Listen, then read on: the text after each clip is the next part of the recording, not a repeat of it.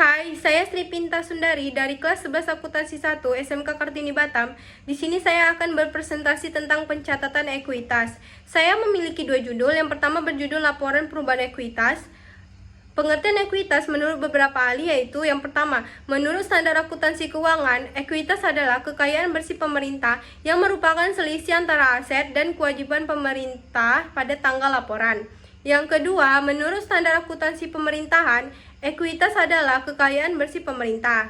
Yang ketiga, menurut Freddy Samuel Kawatu, ekuitas adalah salah satu pos utama dalam neraca pemerintah daerah selain aset dan kewajiban. Yang keempat, menurut Bakhtiar dan Nurfadila, ekuitas adalah modal perusahaan yang residu atas aset perusahaan setelah dikurangi semua kewajibannya. Istilah ekuitas itu berasal dari mana ya? Istilah ekuitas itu berasal dari kata equity atau equity of ownership yang memiliki arti sebagai kekayaan bersih perusahaan. Ekuitas sama dengan aset dikurang liabilitas. Saldo ekuitas berasal dari ekuitas awal ditambah atau dikurangi oleh surplus atau defisit LO dan perusahaan lainnya seperti koreksi nilai persediaan, selisih evaluasi aset tetap, dan lain-lain. Saldo ekuitas di neraca berasal dari saldo akhir ekuitas pada laporan perusahaan ekuitas. Ekuitas didefinisi sebagai hak residual untuk menunjukkan bahwa ekuitas bukan kewajiban. Ini berarti ekuitas bukan pengorbanan sumber ekonomi masa yang akan datang. Menurut Godfrey, Hodgson, dan Holmes pada tahun 1997 membedakan ekuitas dan kewajiban atas dasar kriterianya sebagai berikut. Yang pertama, hak-hak masing-masing pihak atas penyelesaian klaim. Yang kedua, hak penggunaan aset dalam operasi. Yang ketiga, substansi ekonomi perjanjian. Di dalam ekuitas terdapat komponen ekuitas pemegang saham. Ekuitas pemegang saham banyak sekali. Saya akan menjelaskan dua saja. Yang pertama, modal setoran dan laba ditahan.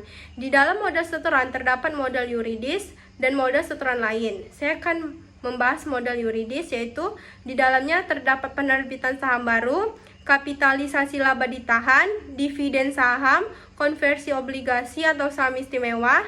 Dan saya akan masuk ke modal setoran lain. Di dalamnya itu ada termasuk premium modal saham, penjualan saham treasury, penyerapan defisit, deklarasi dividen likuidasi, restrukturisasi kapital, revaluasi aset. Dan yang kedua, saya akan masuk di laba ditahan. Terdapat dalam itu ada laba rugi, dividen, rekapitalisasi, defisit, koreksi, dan perubahan akuntansi. Di dalam ekuitas terdapat tujuan penyajiannya. Yang pertama, menyediakan informasi kepada yang berkepentingan tentang efisiensi dan pengurusan manajemen.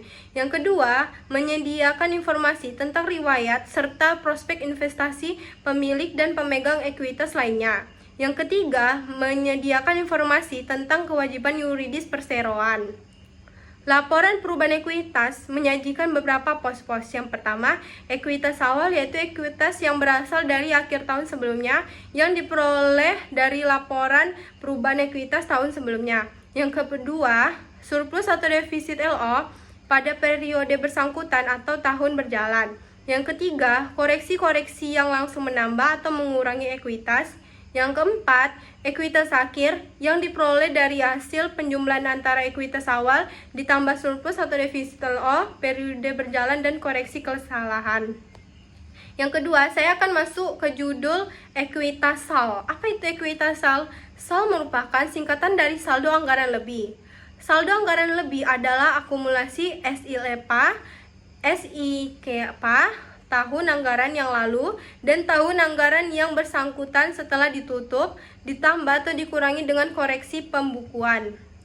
Ekuitas SAL digunakan untuk mencatat akun perantara dalam rangka penyusunan laporan realisasi anggaran dan laporan perubahan SAL yang mencakup antara lain estimasi pendapatan, estimasi penerimaan pembiayaan, apropriasi belanja, apropriasi pengeluaran pembiayaan, dan estimasi perubahan SAL atau surplus dan defisit LRA. Saldo anggaran lebih digunakan dalam rangka yang pertama, menutup kekurangan pembiayaan APBN. Yang kedua, memenuhi kebutuhan pengeluaran negara pada saat tertentu dalam realisasi penerimaan negara tidak mencukupi membiayai pengeluaran tersebut.